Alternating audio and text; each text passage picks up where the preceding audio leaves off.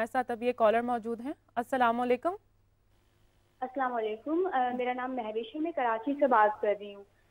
मेरा मुफ्ती साहब से सवाल है कि चीटिंग के हवाले से सवाल है कि मैं एक लड़के के साथ पिछले 4 साल से रिलेशनशिप में थी और अब हमारी शादी भी होने वाली है, लेकिन अब मुझे पता चला कि वो लड़का मेरी ही क्लास फेलो की एक और लड़की मेरी क्लास फेलो से मतलब एक और लड़की के साथ वो रिलेशनशिप में है।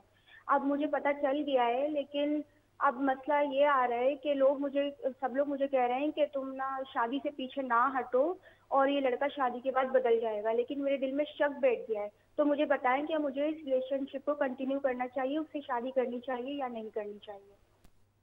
बहुत बहुत शुक्रिया आपका। Sort of a cheating case जी, ये आप भी इसकी मैं दूंगा, ओपिनियन दूंगा जी। मैं इस पे थोड़ा सा प्रैक्टिकल इसका जो एस्पेक्ट है वो मैं आपसे बयान करना चाहूँगा। वो ये है कि जब आपको शादी से पहले इस तरह की किसी बात का पता चलता है तो आपको अपने दिल में टटोलना चाहिए कि ये आपके लिए कितना काबिल माफ़ी जुर्म है। अगर आपका दिल ये कहता है कि नहीं, इस पे तो मैंने माफ़ी नहीं करना और किसी न किसी सूरत में इस सांप ने ज़िंदगी में निकलते रहना है मेरे दिमाग में, तो फिर तो this is the best time. क्योंकि जो बच्चियाँ अपने बच्चों को पैदा करने के बाद इस तरह की सिचुएशन में जाती हैं, उनके साथ वो सिचुएशन होती है कि मुझे उनको साइकियाट्रिस्ट के पास भेजना पड़ता है। राइट, बिल्कुल तो अगर आपको ये लगता है कि ये आदमी जो है, इसके बारे में ये जो एक इन्फॉर्मेशन है मेरे पास, या मेरा जो एक शुबा है, या मेरे पास कुछ एविडेंस है और इस पे मुझे लग रहा है कि ये बंदा गलत काम कर रहा है, तो इसमें एक न्यूट्रल आदमी की ज़रूरत है जो आपको ये मशवरा दे और उस आदमी को भी जानता हो, उसको भी देख रखा हो उसने, आपको भी जानता हो।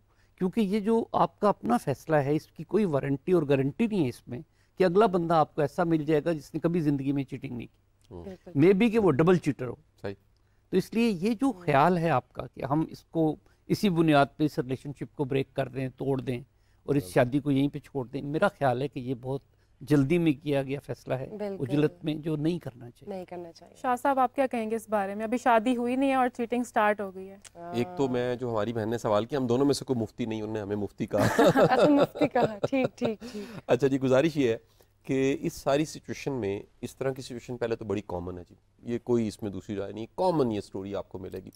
मेरा ये कहना है, ये किसी भी ज़िंदगी की सिचुएशन कभी भी चलते चलते, ये शादी से पहले या बाद में, खुदा न खास्ता अगर ऐसा कोई चैलेंज आपको सामना करना पड़ता है, और कोई शक नहीं है बड़ा एक सेटबैक है, इंसान इमोशनली बड़ा हर्ट होता है, हमें बैठ के दफ़ा बात करनी चाहिए और बात करके, वाज़िया करके, बड़ा एक क्लियर कमिटमेंट लेना चाहिए और सामने वाले को बताना चाहिए कि ये कितना बड़ा जज्बाती हादसा था मेरे लिए, मेरे साथ क्या बीती है, मेरी क्या हालत है। इसको उसके सामने एक दफ़ा वेंट आउट करके, मेरा ख्याल है कि हमें गुंजाइश देनी चाहिए और आपस में बैठ के दोबारा से उस रिलेशन को रिन्यू करना चाहिए। अगेन मैं कहूँगा, मेरा और जज साहब का ये थीसिस है, जज साहब का थीसिस है, मैं इसमें जज साहब के थीसिस को सेकंड हमेशा करता हूँ।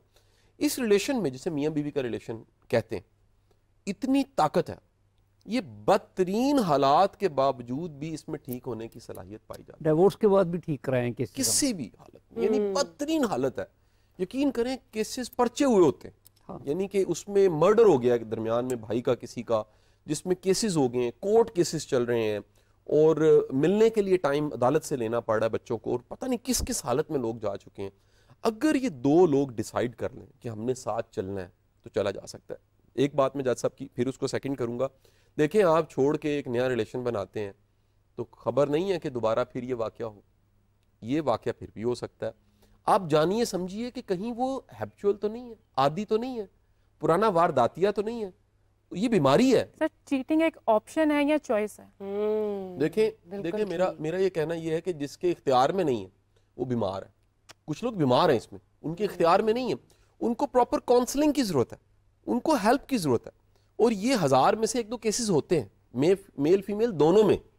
आप चीटिंग बार बार कह रहे हो, फिर कोमाज में करके कह रहा हूँ, चीटिंग का वर्ड ये मेल फीमेल दोनों में 1000 में से 1-2 केसेस होते हैं।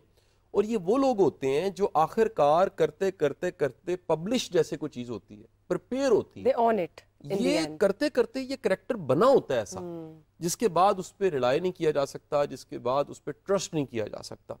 सो किसी भी वक्त में अगर ये ऐसी को खराबी आ गई है, चैलेंज आ गया, दोनों को बैठ के बात करके चीज़ों को वाज़ह करके दोबारा से शुरू कर देना चाहिए। अल्लाह करम करता है जी, चीज़ें कोई इतनी बुरी भी नहीं होती जितना असल में। देखें फिर आपके माइंड में जो एंकर्स बने हुए हैं, مائنڈ کے جو ونڈوز بنی ہوئی ہیں, جو زندگی کو دیکھنے کے مختلف زاویے بنے ہوئے ہیں, کسی کے لیے کوئی بات نہیں ہے. میں نے ایک ایسا کیس دیکھا جیسا جس میں کسی محترمہ نے کہا کہ انہیں پتہ لگ گیا جی کہ ان کے ہسبینڈ کا ایک ریلیشن چل رہا ہے, اور وہ آئیں, انہوں نے کہا جی مجھے پین ہے. میں نے کہا جی پین کو 10 میں سے نمبر دیں. انہوں نے کہا جی 2 صرف, اونلی 2. میں نے کہا پین کے میرا خیال تھا کہ آپ 9 نمبر دیں گی. انہوں نے کہا جی میرا یقین ہے کہ جتنا اخلاص اور جو ڈیووشن میں نے دی ہے یہ کہیں نہیں جائے گا. یہ بڑا ایک کانفیڈنس ہے.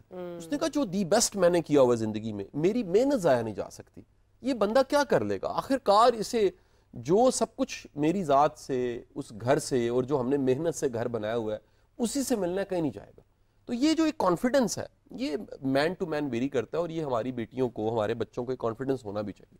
مجھے یہ پتہ ہے, آپ کہتے ہیں کہ ریلیشن شپس میں جو اس طرح کی حرکتیں کرتے ہیں وہ بیمار ہوتے ہیں, تو آخر وہ بیماری ہے کیا, وہ سمٹمس کیا ہوتے ہیں, وہ کس طرح سے ٹریگر ہوتے ہیں, وہ کیا جینیٹیکل ڈس آرڈر ہے کوئی, یا ماحول کو دیکھ دیکھ کر اڈاپٹ کر لیتے ہیں, اور ان کا کوئی امپروومنٹ کی کوئی اسپیس ہوتی ہے یا نہیں؟ دیکھیں ممتاز مفتی صاحب کا ایک جملہ ہے جی, یہ بڑا تاریخی جملہ ہے. وہ کہتے ہیں کہ جی محبت کے ہونے کا جو پروسیس ہے نا, وہ محبت ہو جانے کے بعد کے عمل سے زیادہ مزیدار ہے. یہ میں نے اس جملے کو تھوڑا سا بدل دیا ہے. آپ کے مائنڈ میں ڈوپامین جتنا پروڈیوس ہوتا ہے, ایک اچیومنٹ کا احساس, ایک وکٹری کا احساس, ایک اس پروسیس کو انجوائے کرنے کا احساس, پوزیس کرنا, یہ سارا ایک پروسیس ہے جس میں سے بندہ گزرا ہوتا ہے, میل فیمیل دونوں. اور ہوتا یہ ہے کہ اس پروسیس میں ذرا میل کی سپیڈ تیز ہوتی ہے. فیمیل میں آپ کو بتاؤں وہ قسطوں میں ایموشنز کو انویسٹ کرتی ہے, وہ ایک دم نہیں انویسٹ کرتی.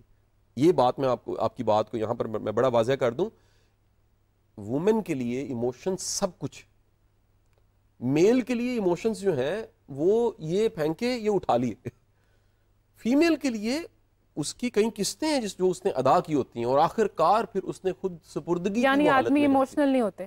ایموشنز دونوں کے ہیں, انویسٹمنٹ کا انداز مختلف ہے. عورت کے لیے قسط کرتے کرتے اس نے اپنے سارے ایموشنز انویسٹ کیے ہوتے ہیں. مرد کی ایک ہی قسط ہوتی ہے جو اس نے ادا کرنی ہوتی ہے, اور پورے یعنی کہ لڑکی ایموشنلی ویک ہوتی ہے یا اسٹرانگ ہوتی ہے, یا طریقے سے اپنے ایموشنز کو استعمال کرتی ہے. واٹ از مطلب آپ کا کہنے کا کیا مطلب ہے؟ میرا یہ کہنا ہے عورت کے لیے ایموشنز کو انویسٹ کرنا بڑا ہی ایک پروسیس ہے. یہ ایک دن کا پروسیس نہیں ہے.